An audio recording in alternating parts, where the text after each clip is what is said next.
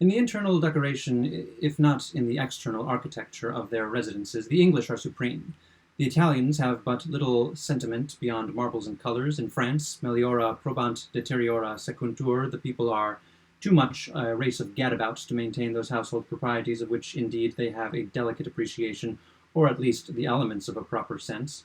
The Chinese and most of the Eastern races have a warm but inappropriate fancy. The Scotch are poor decorists. The Dutch have perhaps an indeterminate idea that a curtain is not a cabbage. In Spain they are all curtains, a nation of hangmen. The Russians do not furnish. The indigenous of various continents are very well in their way. The Yankees alone are preposterous. How this happens, it is not difficult to see. We have no aristocracy of blood, and having therefore, as a natural and indeed as an inevitable thing, fashioned for ourselves an aristocracy of dollars, the display of wealth has here to take the place and perform the office of the heraldic display in monarchical countries. By a transition readily understood, and which might have been as readily foreseen, we have been brought to merge in simple show of notions of taste itself, our notions of taste itself. To speak less abstractly, in England, for example, no mere parade of costly appurtenances would be so likely as with us to create an impression of the beautiful in respect to the appurtenances themselves, or of taste as regards the proprietor. This for the reason, first, that wealth is not in England the loftiest object of ambition as constituting a nobility, and secondly, that there the true nobility of blood confining itself within the strict limits of legitimate taste rather avoids than affects that mere costliness in which a parvenu rivalry may at any time be successfully attempted. The people will imitate the nobles, and the result is a thorough diffusion of the proper feeling.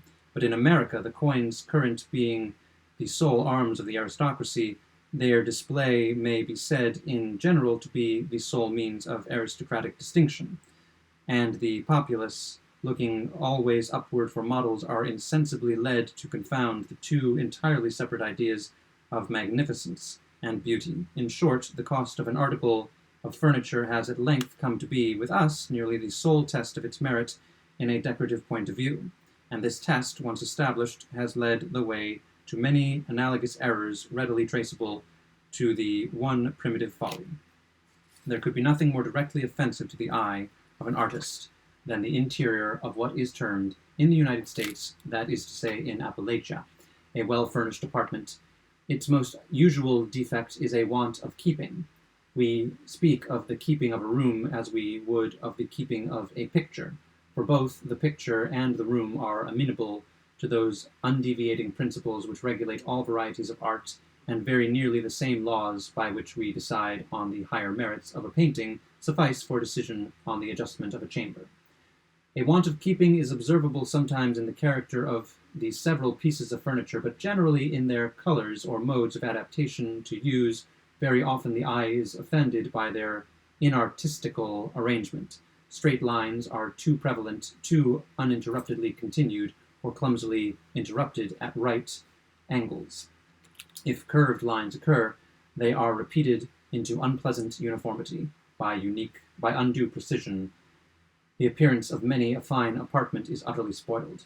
Curtains are rarely disposed or well chosen in respect to other decorations. With formal furniture, curtains are out of place, and an extensive volume of drapery of any kind is, under any circumstances, irreconcilable with good taste.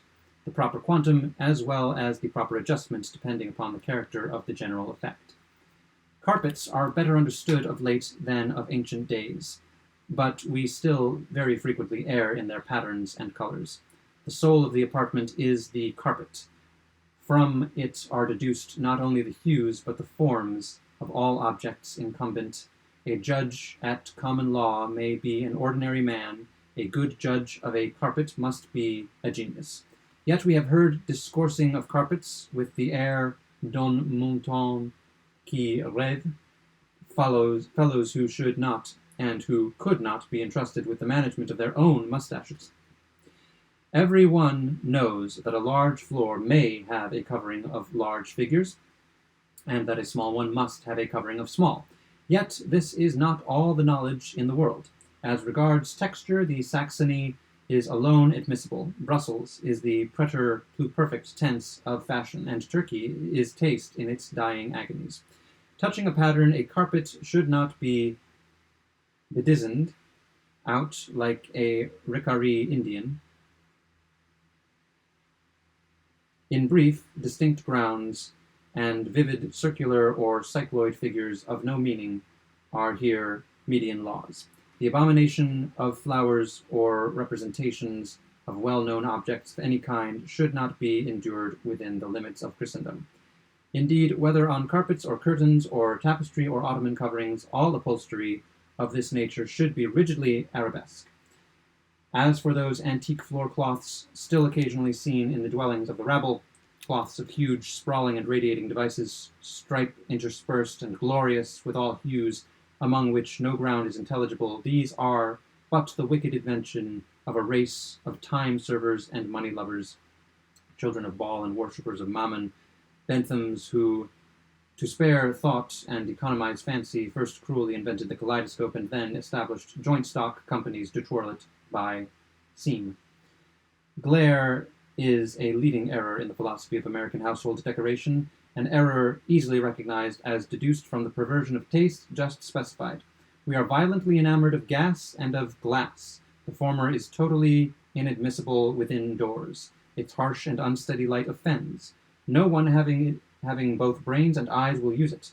A mild, or what artists term a cool light, with its consequent warm shadows, will do wonders for even an ill-furnished apartment. Never was a more lovely thought than that of the astral lamp. We mean, of course, the astral lamp proper, the lamp of Argand, with its original plain ground glass shade and its tempered and uniform moonlight rays. The cut glass shade is a weak invention of the enemy. The eagerness with which we have adopted it, partly on account of its flashiness, but principally on account of its greater cost, is a good commentary on the proposition with which we began. It is not too much to say that the deliberate employer of a cut-glass shade is either radically deficient in taste or blindly subservient to the caprices of fashion. The light proceeding from one of these gaudy abominations is unequal, broken, and painful. It alone is sufficient to mar a world of good effect in the furniture subjected to its influence. Female loveliness, in especial, is more than one half disenchanted beneath its eye level, beneath its evil eye.